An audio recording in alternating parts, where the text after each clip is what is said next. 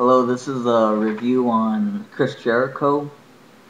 I'd have the first book, but I gave it away just the other few days ago. I gave the first book away, which is called The Lion's Tale, um, Around the World in Spandex, and that's a really good book.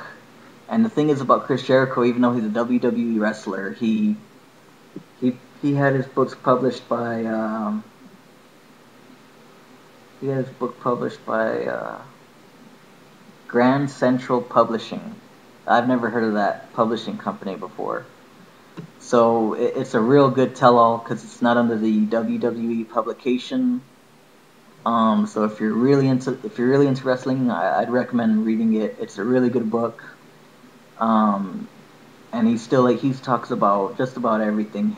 The first book is about how he gets into the industry, and he went around the world before ever becoming famous. Before he was anybody, he was just a local talent from where is he from? He's from Winnipeg, which is Manitoba. And from there, he went to Mexico. He lived in Mexico for like 4 years, and he wrestled there for just literally. See, he says he wrestled some nights just literally for food and just stuff like that. I don't know how the heck he made it the way he writes it in his book. I mean, but he made it by because he was really over with the fans, and he's a real smart guy to come up with storylines.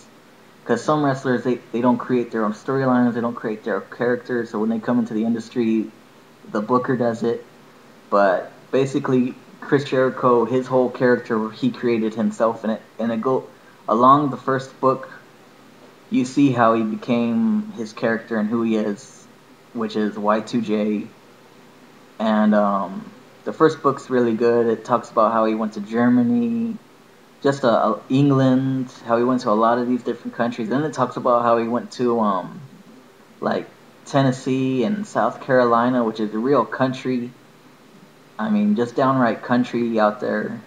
And for a guy that came from Canada, he didn't know what the heck. And he talks about how he worked for Smoky Mountain Wrestling and Jim Cornette's promotion and different promotions out there in the South. And it's a real good book. It's a real tell-all. And then towards the end of the book, it talks about it doesn't even talk about him in the WWE until the end of the book, which is his last chapter about when he's about to go up against The Rock. And that was how his debut was going to be in WWF in 1999 for a year 2000 promo, and that's how he's going to debut. But then it ends there. It doesn't tell you anything else other than his entrance. And then we get to this book, the second one, which is called Undisputed, How to Become the World Champion in 1372 Easy Steps. And 1372, the significance of that number is how many matches it took until he got to the WWE. And from this book, Undisputed, it talks about once he enters in and does his promo with The Rock in 1999, and it talks about his time in WWE, all of the angles, and it talks about more of his life. It talks about his tour through India and how that went, which is a bit infamous throughout the industry, and a lot of the fans know about. They've all heard about when WWE tours through India, and he goes into detail about that. He talks about his feud with Goldberg and how Goldberg was basically this menacing figure in WCW because he was the hot shot over there, just because he was just a big guy and stuff, and basically because Eric Bischoff. But he talks about how Goldberg tried to come into WWE and do that again, but this time he had Vince McMahon, and he talks a lot about Vince McMahon in this book, and some people talk bad about Vince McMahon, but when you read this book, you see how good of a guy Vince McMahon is. I mean, he really helped out a lot of people.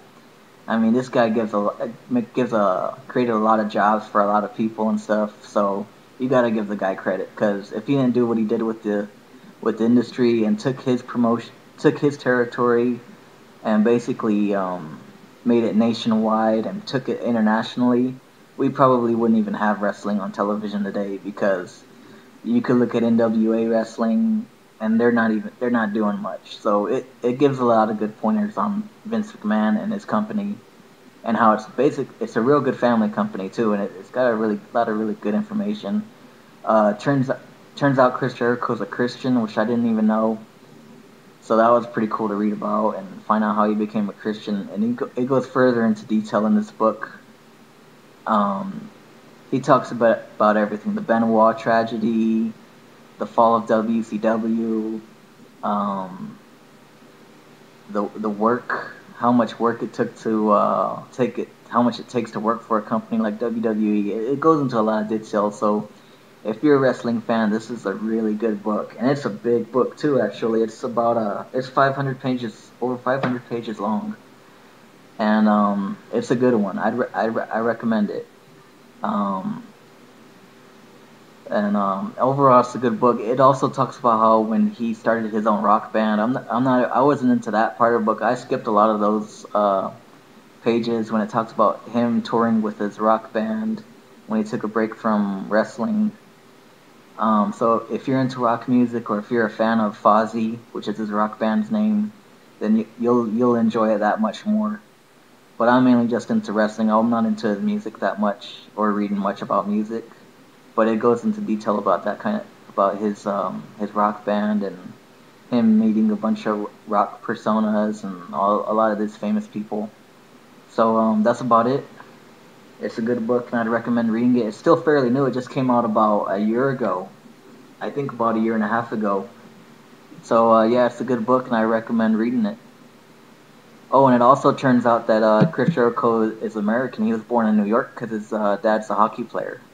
So when his dad was having a hockey game in New York, that he was born in New York. So yeah.